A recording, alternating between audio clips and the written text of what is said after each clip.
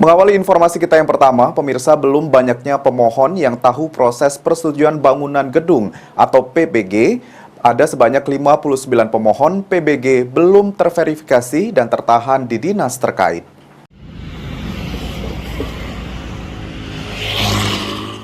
Berdasarkan laman simbg.pu.go.id, rekapitulasi proses persetujuan bangunan gedung atau PBG Kota Prabu Muli tercatat 79 pemohon.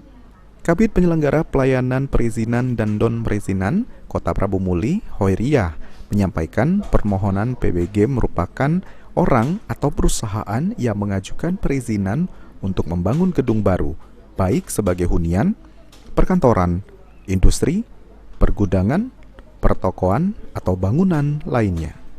Hingga Januari 2023, sudah 18 PBG yang terbit, terbanyak dari perizinan perumahan.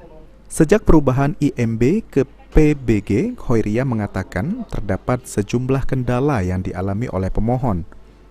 Salah satunya, antrian yang cukup panjang di Dinas Teknik sebanyak 59 pemohon. Hal ini disinyalir belum pahamnya pemohon dalam mengurus PBG pengganti IMB.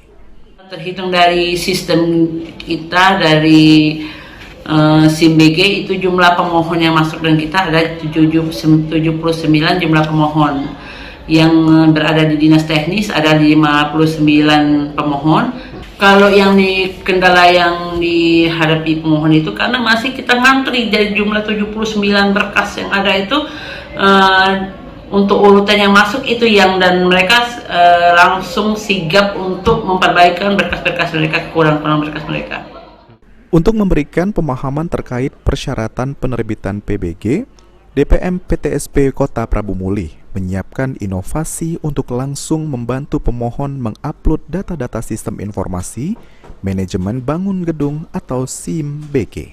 Beni Firdaus, PAL TV.